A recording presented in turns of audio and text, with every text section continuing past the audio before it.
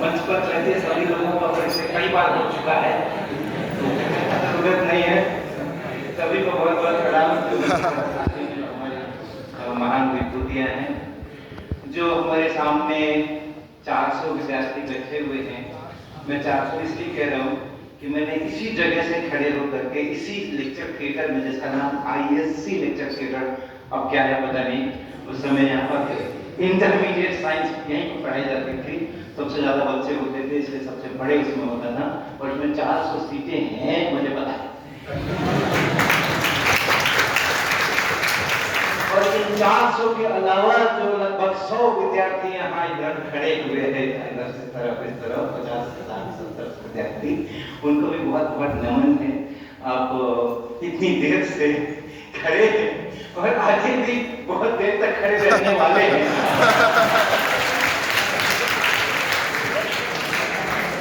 ये Buddha science college मैंने 1969 में ज्वाइन किया था एज ए स्टूडेंट, और उस समय इसको प्री यूनिवर्सिटी कहा जाता था। जो पहली बार हम लोग आते थे, हाई स्कूल करते थे, प्री यूनिवर्सिटी का पहले 1 साल होता था, बाद में फिर BSc फर्स्ट ईयर वगैरह वगैरह।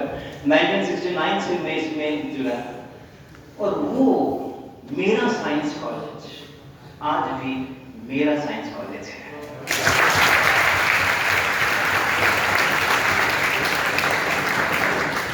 जो जुड़ाव एक स्टूडेंट के रूप में मैंने यहाँ पाया, मेरे पूरी जो यात्रा है, विज्ञान की यात्रा है और अपने करियर की यात्रा है, उसमें इसका बहुत जबरदस्त योगदान है।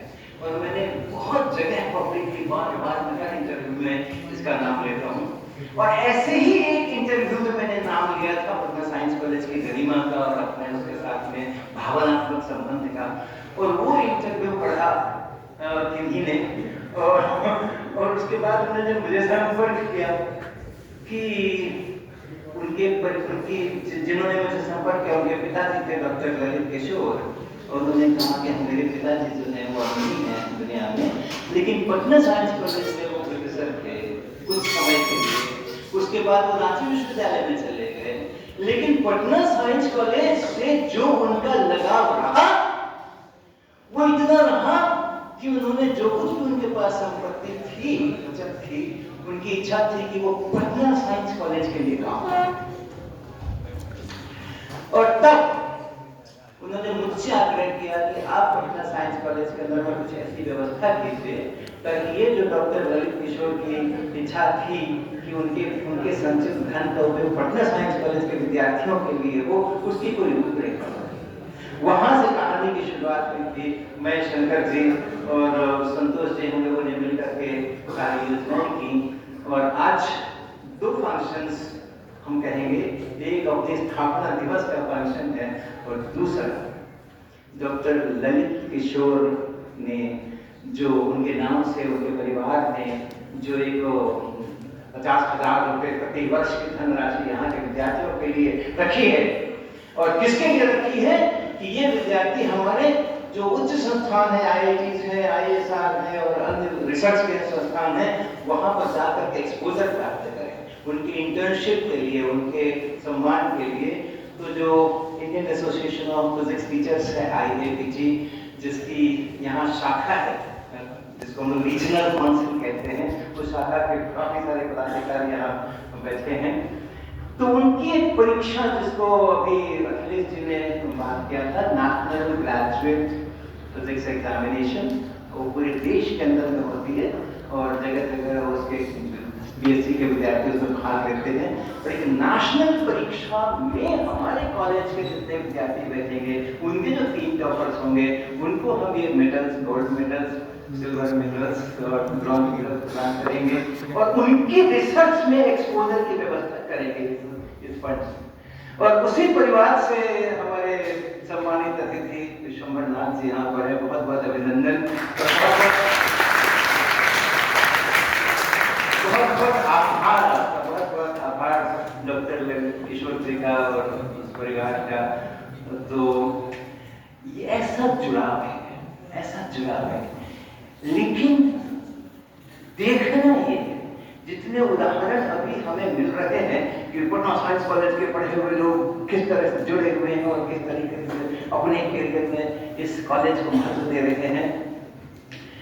ये अभी जितने हमें मिल रहे हैं साधारणतः वो एक 15-20 साल के पहले वाले लोग हैं, यानी अभी 2025 चल रहा है, तो जिन लोगों ने 2000 या उसके पहले के समय में 90s में यहाँ रहे हैं, साधारणतः शायद 80s में रहे हैं, 90s में रहे, वो इतनी गुणगाना कर रहे हैं, इतनी व्याख्याएं कर रहे हैं। हमारी ये बड़ी प्रबल इच्छा होगी कि जो 2000 के बाद के दशकों के हमारे विद्यार्थी हैं, उनका भी ऐसा ही परचम लहरे। मैं जब IIT कानपुर में मैंने MSc के एडमिशन के लिए अप्लाई किया और उसके बाद मेरा एडमिशन हो गया। सर आप लैंग्वेज की बात कर रहे थे, मेरे को वही से समस्या हो गई। हमने यहाँ पर जो ISC किया था वो तो किया था हिंदी मीडियम के साथ में, जैसे वो 12th कह रहे थे, और उसके बाद IIT कानपुर में सिलेक्शन हो गया और पटना साइंस कॉलेज की पढ़ाई के ही बदौलत सिलेक्शन हुआ, बहुत आराम से सिलेक्शन हुआ। और वहां पे सारी चीजें अंग्रेजी अंग्रेजी अंग्रेजी अंग्रेजी अंग्रेजी अंग्रेजी, तो वो बैरियर था, वो हमने भी झेला है, लेकिन उसका कोई फर्क नहीं पड़ता, बिल्कुल फर्क नहीं पड़ता। पटना साइंस कॉलेज का पढ़ा हुआ बच्चा, उसको कोई भी बैरियर रोक नहीं सकता है।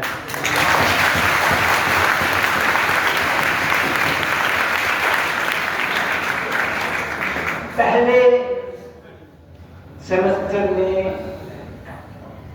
शिक्षक क्या पढ़ा रहे हैं वो हमें कुछ पता नहीं चलता था कि वो क्या बोल रहे हैं, कुछ भी पता नहीं चलता था कि बोल क्या रहे हैं, क्या लिख रहे थे नहीं वो पता चलता था। उनके हाथों के जो रेक्टिलिनियर सर्कुलर रोटेशनल मोशन होते थे वो दिखते थे, लेकिन उन्होंने ध्वनियां कानों में पढ़ती थी, वो ध्वनियां हमारे लिए क्या होती थी, फ्रेंच थी कि जर्मन थी कि जापानीज थी कि इंग्लिश थी, हमें कुछ नहीं पता होता। बावजूद इसके पूरे 5 कोर्सेज के अंदर में, सभी 5 कोर्सेज के अंदर में पांचों में A ग्रेड लाने वाला पूरी क्लास में एक ही विद्यार्थी था, और वो था पटना साइंस कॉलेज का हरीश वर्मा।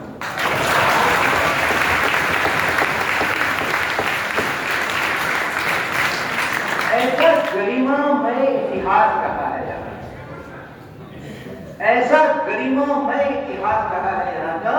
पटना साइंस कॉलेज का पढ़ा हुआ बच्चा कभी भी कहीं भी किसी के भी सामने, किसी भी चुनौती के सामने झुक नहीं सकता है, ऐसा गौरवमय इतिहास रहा है।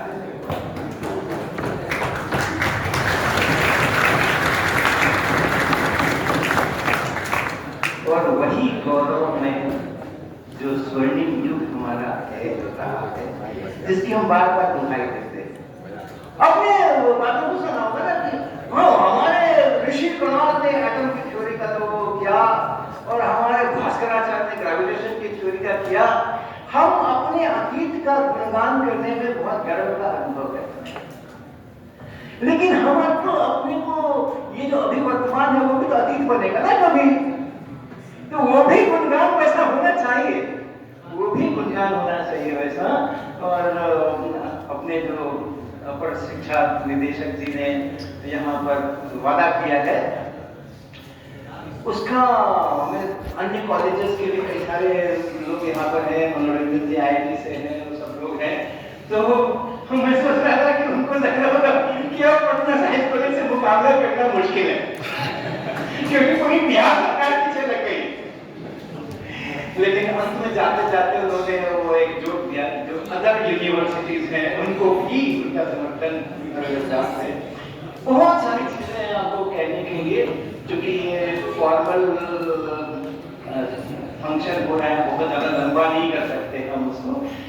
जब भी मैं आया तो ये बोर्ड देखा मैंने, और देखा अच्छा उधर से रस्सी लटकी हुई है, और रस्सी से ये कुछ बंधा हुआ है यहाँ पर पोस्टर आपका, लेकिन दूसरी तरफ आप देखिए जो 2 बोर्ड ऊपर नीचे दिख रहे हैं, वैसे ही 2 बोर्ड ऊपर नीचे यहाँ पर भी हैं, नीचे उसकी कड़ियां दिख रही हैं, उसकी खींचने वाली कड़ियां उसको दिख रही हैं।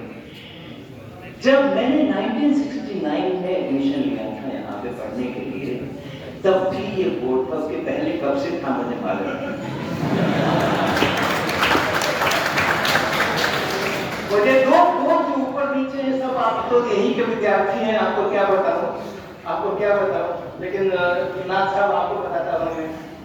ये जो बोर्ड है दो यहाँ पर, तो जब एक बोर्ड भर जाता है, हम जब लिखा करते थे या हमारे शिक्षक लिखा करते थे, मैंने यहाँ पर 14-15 साल शिक्षण भी किया है, तो जब एक बोर्ड भर जाता है तो उसको मिटाने की जरूरत है, इसको ऊपर कर देते हैं और नीचे वाला बोर्ड खाली सामने आ जाता है, उस पर फिर हम लिखते हैं।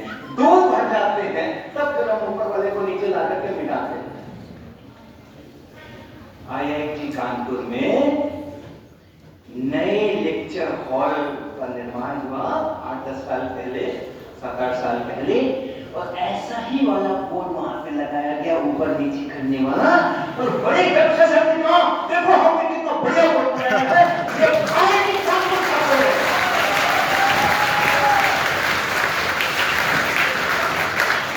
और हमारे साथ में जब बात आई कि जब वो नए लेक्चर हॉल में नए किस्म का बोर्ड बना है, तो हमने कहा सर ये आप 2016-17-18 में मुझे ये बात बता रहे हो, 1969 में तो मैं इस बोर्ड पे पढ़ के आया।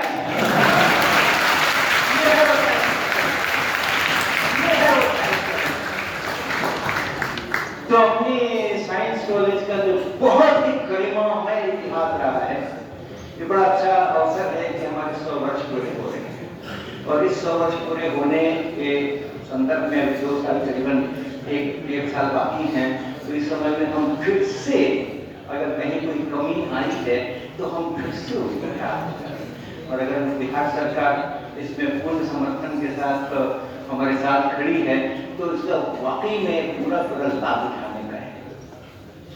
एक तो है कि इंफ्रास्ट्रक्चर जो उधर ये गिरा पड़ा है, उधर वो गंदा पड़ा है, सर पे अभी आ रहे थे तो देख कर ये क्या बिल्डिंग है, ये काली से क्या है, यहाँ क्या होता है, यहाँ तो गंदा सा लग रहा है, वो अपनी जगह है।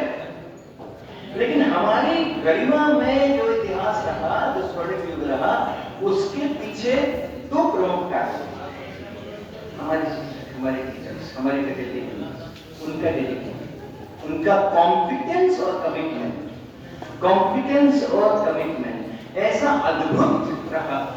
और मैं और हमारे बैच के और हमारे आसपास के बैच के लोग बहुत सौभाग्यशाली रहे हैं कि ऐसी गैलेक्सी फैकल्टी मेंबर्स की, उनसे हमें पढ़ने के लिए मिला, उनसे हमें सीखने के लिए मिला, और इस कारण से हमें इतना आत्मविश्वास आया और इतना हमें क्षमता आई कि हम किसी भी चुनौती का सामना करने के लिए आज तैयार हैं। कुछ भी हो जाए हम पीछे नहीं हटेंगे, हम अपने रास्ते को निकाल करके लेकर के आएंगे। एक हमारे शिक्षकों की जो कॉम्पिटेंस और कम्युनिटी उस समय में था, वो बहुत आवश्यक है। उस समय रिसर्च का बोलबाला ज्यादा नहीं था, जोर नहीं था। लोग रिसर्च में कितने पेपर लिखे और कितने PhD कराए, इसके लिए पटना साइंस कॉलेज जाना नहीं जाता था। हालांकि रिसर्च होते थे, लेकिन इसके लिए पटना साइंस कॉलेज जाना नहीं जाता था। सारा का सारा दिमाग विद्यार्थियों पर ही रहता था, शिक्षक का सारा दायित्व शिक्षा देने का दायित्व था, रिसर्च वगैरह कम।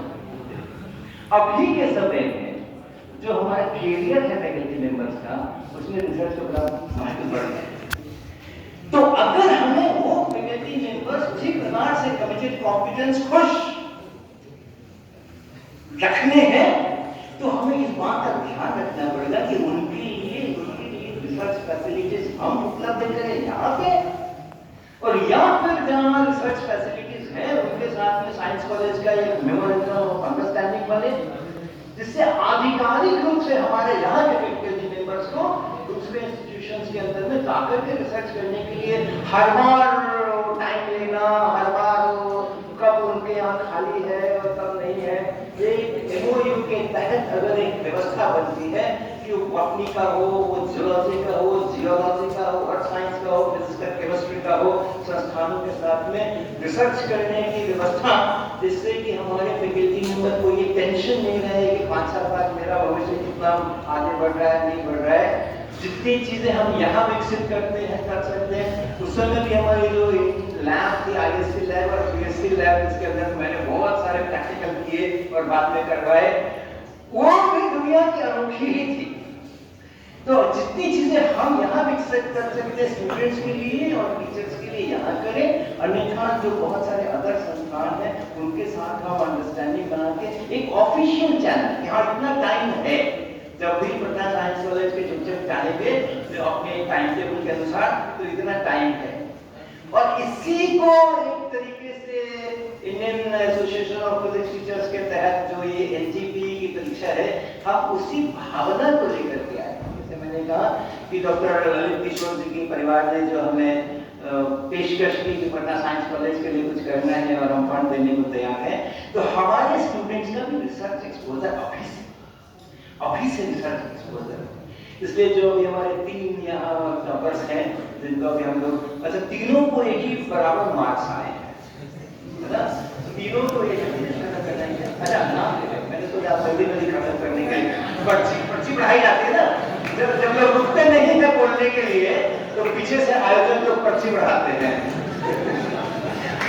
जी, तो ये तो आप क्या करेंगे तो आप नाम बताइएगा। तो जो 3 हमारे इस परीक्षा के टॉपर्स हैं उनको एक ही बराबर नंबर मिले, ओके? और वो नंबर हमने नहीं दिए हैं और पटना साइंस कॉलेज के शिक्षकों ने नहीं दिए हैं। वो तो नेशनल एग्जाम है, वो तो यहाँ से कॉपियां होकर के चली जाती है, सेंट्रली जांच होती है, फिर पूरे नेशन वाइड उसमें मेरिट बनती है और ये सब होता है। लेकिन तीनों ने उन्हें अच्छे मार्क्स लेकर के आए हैं और उन तीनों को ही इस बार गोल्ड, सिल्वर और ब्रॉन्ज मेडल नहीं दे करके तीनों को ही गोल्ड मेडल दिया जाता है।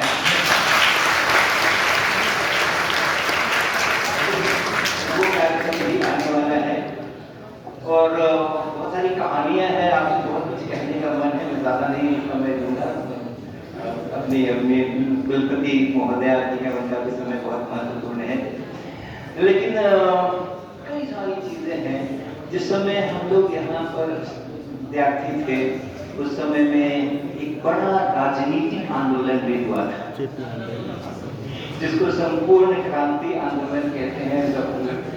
जयप्रकाश लोकनायक जयप्रकाश जी जिसके, और उस कार्यक्रम में, उस आंदोलन में हमारे यहाँ के स्टूडेंट्स ने भी बढ़ चढ़ करके भाग लिया था और उसमें से मैं भी एक था।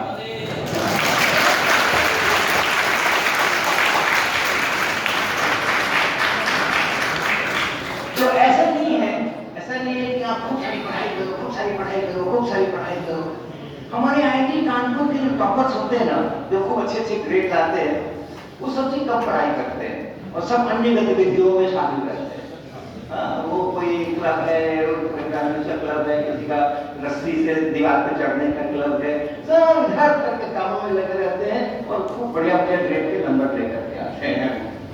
और जो किसी में नहीं जानते हैं, खाली पढ़ाई करने में रहते हैं, उनके लिए हमारे यहाँ 2 मनोवैज्ञानिक साइकियाट्रिस्ट मेडिकल पैनल पर बहाल है। तो आप खूब अच्छी पढ़ाई करो और उसके साथ में खूब सारे दूसरे काम, सोसाइटी के अंदर में जाओ, छोटे बच्चों के अंदर में जाओ, आपके घर पर जो लोग हैं, वंचित लोग हैं आर्थिक रूप से या शिक्षा के क्षेत्र के अंदर में, आप उनके पास जाओ, गलियों में जाओ, कुछ नहीं, घूमो, कुछ मत करो, सोशल वर्क मत करो, घूमो, यहाँ वहाँ इस घाट पे उस घाट पे उस घाट पे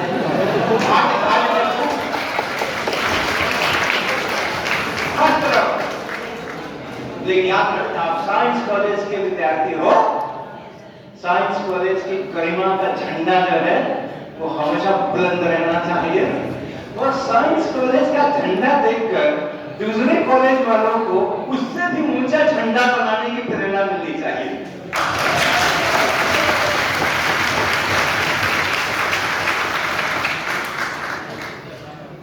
अभी सारे यहाँ पर आईएससी तो है नहीं, यहाँ पर बीएससी और एमएससी है, तो आप 500 छात्र यहाँ पर करीब को इस समय में बीएससी और एमएससी के। मैं आपको 2 प्रोग्राम्स के बारे में बताऊंगा। एक प्रोग्राम जिसकी पर चर्चा चल रही है, एनजीपीई, नेशनल ग्रेजुएट फिजिक्स एग्जामिनेशन, ये Indian association of physics teachers करती है। 1984 में इसकी स्थापना हुई थी। उस समय मैं यहाँ पर लेक्चरर था। 1979 में मेरी बहाली हुई थी यहाँ पर एज लेक्चरर, और 1984 में इस IAPT की स्थापना हुई थी। और उसी समय उनके जो शुरुआती संस्थापक सदस्य थे वो उनमें से भी उनमें से भी एक मैं हूँ। तो ये IAPT का एग्जामिनेशन होता है BSc first year, second year, third year के लिए। आप जितने BSc के छात्र हो, ऑल 6 सेमेस्टर्स, और अगर आपने फिजिक्स नहीं भी ले रखी है, chemistry, biology, chemistry, botany, zoology के BA के विद्यार्थी हैं, उनको भी इसमें बैठने की स्वतंत्रता है, फिजिक्स होने की कोई जरूरत नहीं है। BSc में होना चाहिए, BSc किसी भी सब्जेक्ट के अंदर BSc होना चाहिए। आप जरूर बैठें। और इसका वक्त आ गया है, जनवरी में इसकी परीक्षा होती है, सेकेंड या थर्ड संडे। तो इस समय उसके लिए एनरोलमेंट हो रहे हैं। आपको उसके लिए BSc की छात्र जरूर एनरोल करना और इस सेंटर पर परीक्षा करना। शंकर जी ने इस साल की परीक्षा कराई है, अगले साल भी यहाँ की बहुत बढ़िया परीक्षा होनी चाहिए। इस बार हमारे 69 विद्यार्थियों ने फाइनली परीक्षा की, हालांकि फीस जमा की थी हमने 118 विद्यार्थियों ने। तो इस बार हम जरूर इतने सारे लोग हैं, तो BSc वाले भी कम से कम 200 तो होंगे, 200, 250, 300 होंगे। आप पूरे के पूरे उस परीक्षा में जाओ। गोल्ड मेडल के लिए जरूरी नहीं है, गोल्ड मेडल, ब्रॉन्ज, 181 परीक्षा आप तो 69 बताया। अच्छा, तो इसलिए नहीं कि वो करने से आपको स्कॉलरशिप मिलेगी, आपको इंटर्नशिप मिलेगी, आप IIT में जाके काम करोगे, ISERS में जाके काम करोगे, दूसरे उसके लिए भी नहीं। वो तो ठीक है, मिल गया तो बहुत अच्छी बात है, लेकिन एक नेशनल लेवल के ऊपर एक अच्छा प्रश्न पत्र आपके सामने आएगा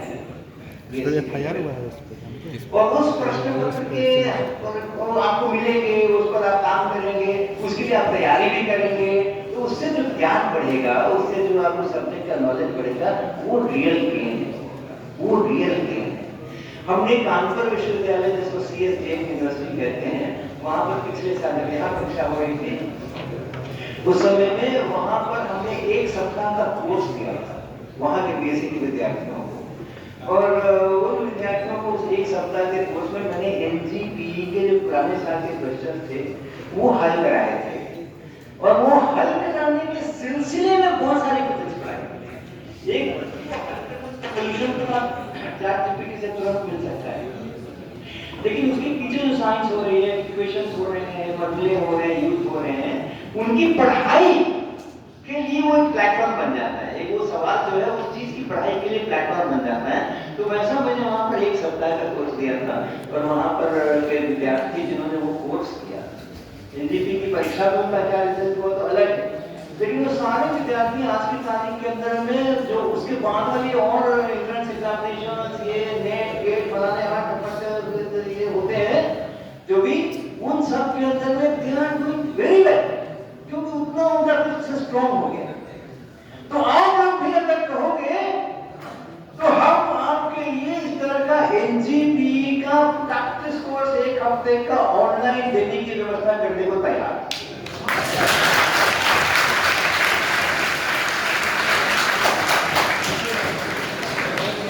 और जो MSc के विद्यार्थी हैं और BSc के विद्यार्थी हैं, उसके लिए एक दूसरा कार्यक्रम भी है, जिसको हम लोग कहते हैं NAEST, national Anveshika network of India. ये जो national Anveshika network of India है, जिसको कि हम नानी बोलते हैं, और नानी की हम सेवा करते हैं, और नानी हमें सफलता की अच्छी अच्छी कहानियां सुनाती हैं, तो वो भी एक IIPT का ही प्रोजेक्ट है। और हमारी जो जहाँ मैं रहता हूँ कानपुर में, IIT के पीछे में एक छोटी सी हमारी संस्था है, जिसको हम शिक्षा सोपान कहते हैं, और वो जो परिसर है वो शिक्षा सोपान का हेडक्वार्टर्स भी है, मेरा निवास स्थान भी है, उसको सोपान आश्रम कहते हैं। तो ये शिक्षा सोपान इस नानी के साथ मिलकर के NAEST की परीक्षा कराती है, जो BSc के विद्यार्थी और MSc के विद्यार्थी उनके अंदर भाग ले सकते हैं।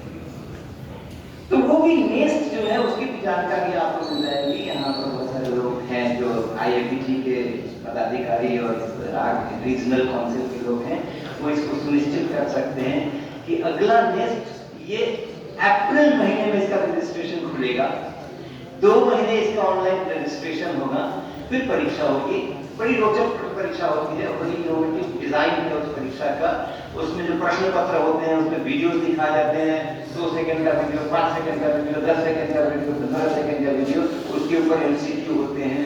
फिर आपको कुछ पर घर पे अपने हॉस्टल में अपने घर पे वो कुछ एक्सपेरिमेंट डिजाइन करने के लिए कहा जाता है।